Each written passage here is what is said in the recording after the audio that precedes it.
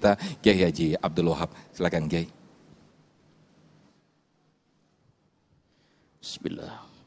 Assalamualaikum warahmatullahi wabarakatuh.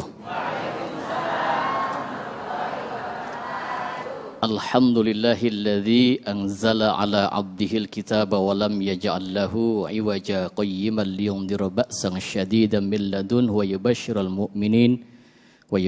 mu'minina alladhina ya'maluna as-solihati anna lahum ajran hasanah. Amma ba'du, yang saya muliakan Ustazah Fathiyah, Ustaz Daniel, Ustaz Sufyan, ibu-ibu sehat-sehat semua ya? Amin, alhamdulillah. Ini wajahnya ceria nih. Karena masih tanggal muda ya Bu ya. Kalau udah tanggal tua beda lagi wajahnya. Para pemirsa Damai Indonesiaku yang dirahmati oleh Allah Subhanahu wa taala, tema kita sangat menarik pada kali ini. Ini adalah bulan bulan apa? Oh ya, paham, Safar. Bulan Safar ini kata orang Jawa disebut dengan bulan bala.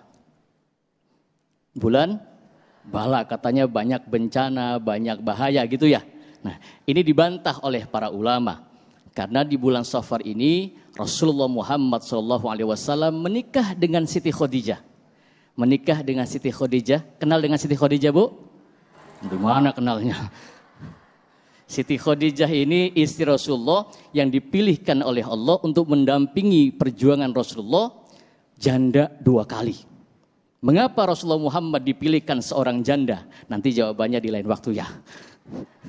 Oh, yang janda semangat ini. Pemirsa yang dirahmati oleh Allah Subhanahu wa taala, di bulan Safar ini pula Rasulullah Muhammad pertama kali jatuh sakit.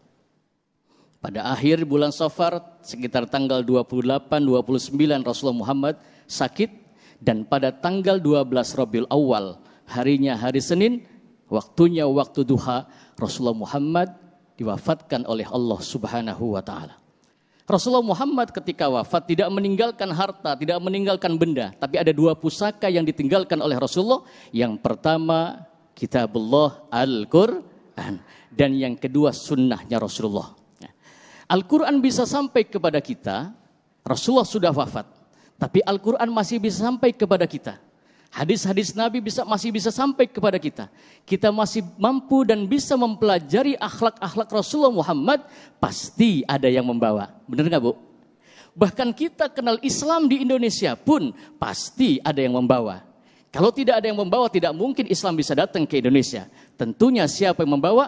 Pewaris Nabi, yaitu al-ulama warasatul anbiya. Saya nggak mau cerita jauh-jauh deh ya Bu ya. Pemirsa yang dirahmati oleh Allah Subhanahu wa taala.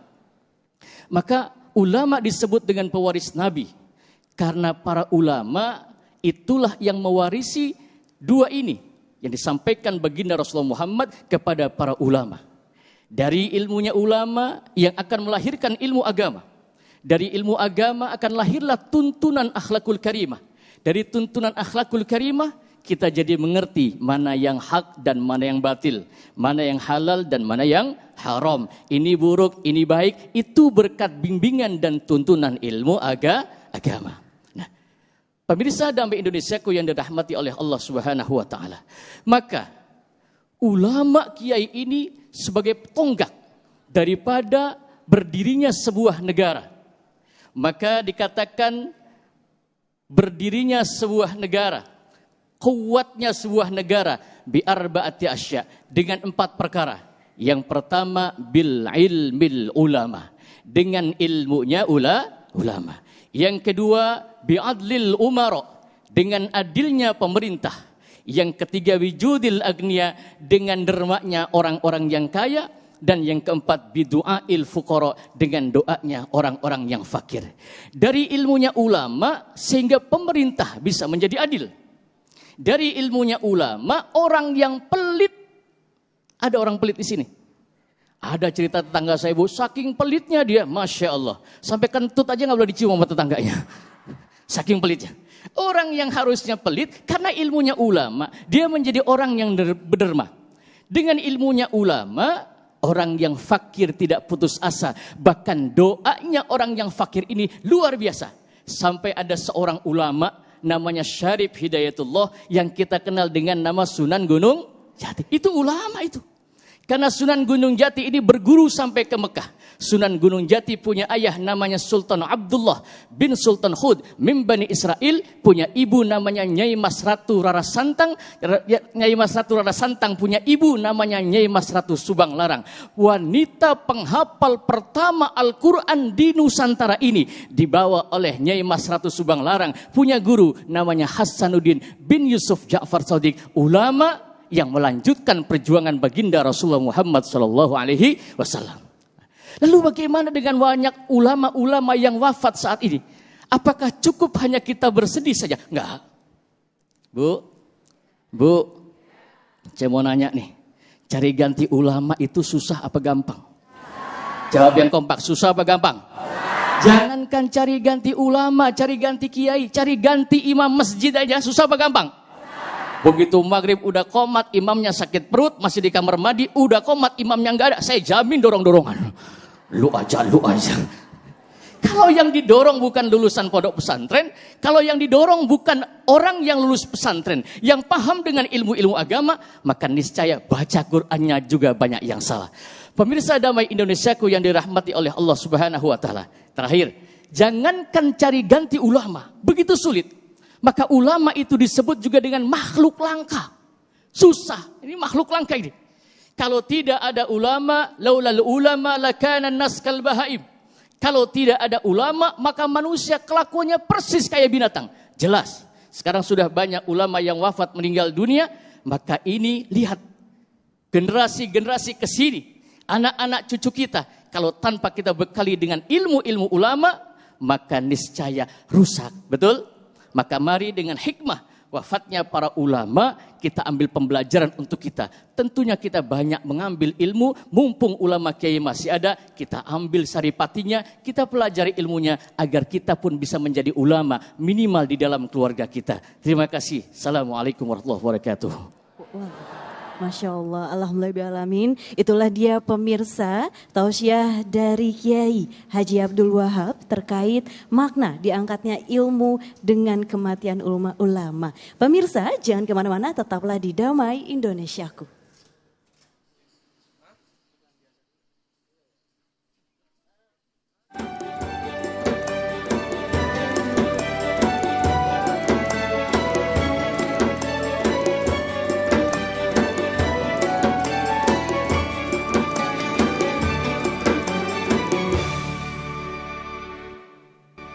Terima kasih pemirsa masih bersama kami dalam Majelis Ilmu Damai Indonesiaku. Dan tidak terasa pemirsa kita sudah di penghujung acara. Semoga tausiah dari guru-guru tercinta kita bisa diterapkan dan diingatkan selalu dalam kehidupannya. Amin, amin ya rabbal alamin. Akhir kata saya Ismi Nadila. Dan saya Muhammad Sofyan serta pendukung acara ini Sarung Wadimor, tentu Sarung kita mengucapkan pamit undur diri. Terima kasih.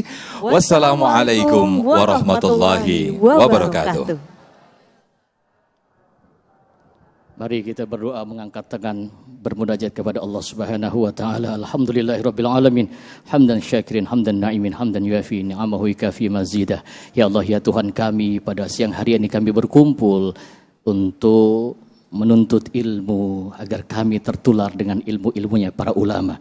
Ya Allah ya Tuhan kami, Rabbi auzi'ni an ashkura ni'mataka allati an'amta alayya wa ala walidayya wa an a'malan sholihan taradahu. Ya Allah ya Tuhan kami, bimbinglah kami agar kami selalu menjadi manusia bersyukur atas nikmat-nikmat yang Engkau berikan kepada kami dan nikmat-nikmat yang Engkau berikan kepada kedua orang tua kami. Rabbana ighfirli wa li walidayya wa lil mu'minina yauma yaqumul hisab. Ya Allah ya Tuhan kami, ampuni dosa-dosa kami dan dosa orang tua kami, dosa ibu bapak kami, dosa kakek moyang kami, dosa nenek-nenek kami dan dosa saudara-saudara kami. Rabbana atina fid dunya hasanah wa fil akhirati hasanah wa qina adzabannar. Wa sallallahu ala sayyidina Muhammadin nabiyil ummi wa ala alihi wa sahbihi wa baraka wa sallam. Subhana rabbika rabbil izzati amma yasifun. Wassalamun ala mursalin. Alhamdulillahi rabbil alamin.